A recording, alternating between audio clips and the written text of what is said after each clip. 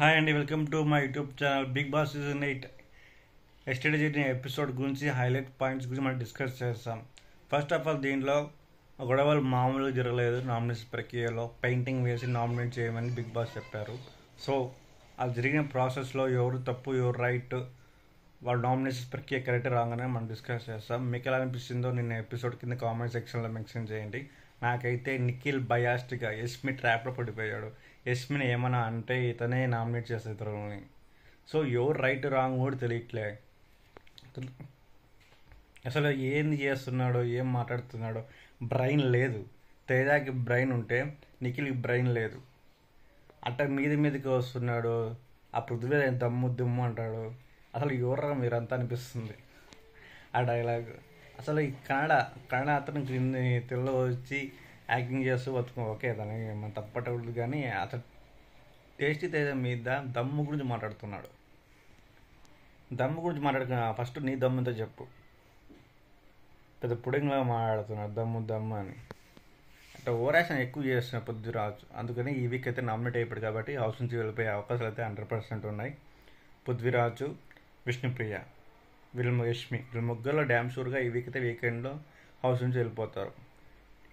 ఇప్పుడు నిఖిల్ పృథ్వీరాజ్ చేసిన nominations tasty తేజతో ఎలా ఉందంటే, టేస్టీ తేజ టాప్ 5లో కంటెస్టెంట్గా అయిపోతాడు డ్యామ్ షూర్గా. ముగ్గురు వచ్చి పడినా కూడా ఒక్కడే సమాధానం చెప్పాడు. ఫిజికల్ దమ్ము అంటున్నావు కదా పృథ్వీరాజ్, ఈ దమ్ము ఏంటో మేము ముగ్గురు వచ్చినా ఒకడే చెప్పారు ధైర్యంగా, అది దమ్ము అంటారు. సో కాబట్టి ఈ కాన్వర్సేషన్స్లో నిఖిల్ తన గేమ్ తను ఆడకుండా యష్మి కోసం ఆడుతున్నాడు. అతనికి ఓట్లు వేసే వాళ్ళు ఆలోచించాలా ఒకసారి. ఎందుకంటే అంతగా రోడ్ బిహేవియర్ చేస్తున్నాడు టేస్ట్ తేజ్ మీద. ఒక ఫన్నీ ఎంటర్టైన్మెంట్ మీద అంత సీరియస్ కావడం అవసరం ఏముంది? ఇప్పుడు తను చేసిన తప్పు, తను ఆల్రెడీ నామినేట్ అయ్యాడు, ఇవన్నీ జరిగాయి. ఇప్పుడు యష్మి తప్పు చేయలేదా? యష్మి తప్పు చేసిన యష్మి నామినేట్ చేయాలి కదా. అది నీ పాయింట్ ఆఫ్ వ్యూలో కరెక్ట్ అవుతుంది. ఇది బయాస్డ్. యష్మి ట్రాప్లో పడిపోయావు, అది మొత్తం పక్క. పృథ్వీరాజు, నిఖిల్, యష్మితో ముగ్గురు కలిసి గేమ్ ప్లానింగ్ ఆడుతున్నారు. ఈ గేమ్ ప్లానింగ్ ఎందులో ఆగదు, చూసే ప్రేక్షకులు తెలిసిపోతుంది. కాబట్టి వాళ్ళు మొత్తం చేసింది అయితే గ్రూప్ ప్లేయింగ్ గేమ్ అట్రాఫ్ అయిపోతుంది. సో టేస్ట్ సీజన్ మీరు ఎంతమంది దాడి చేసినా అతను టాప్ 5 అయిపోతాడు. మీ వల్లనే అతను టాప్ 5లోకి వెళ్ళిపోతున్నాడు.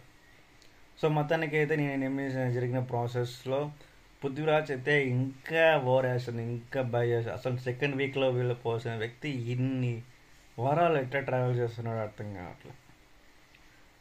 సో నేను చెప్తున్నా అంటే దయచేసి అలాంటి కంటెస్టెంట్స్ హౌస్లో ఉండడం వల్ల ఇంకా బీపీ షుగర్లు అందరికి వస్తాయి.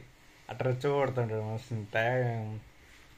ఇష్టం వచ్చిన వర్డ్స్. అసలు అతనికి కన్నడ అతను తెలుగులో ఎలాంటి పదాలు వాడాలా, ఎలాంటి రేట్ అయితే మనుషులను తెలియకుండా స్టేషన్ వచ్చినట్టు మాట్లాడుతున్నాడు.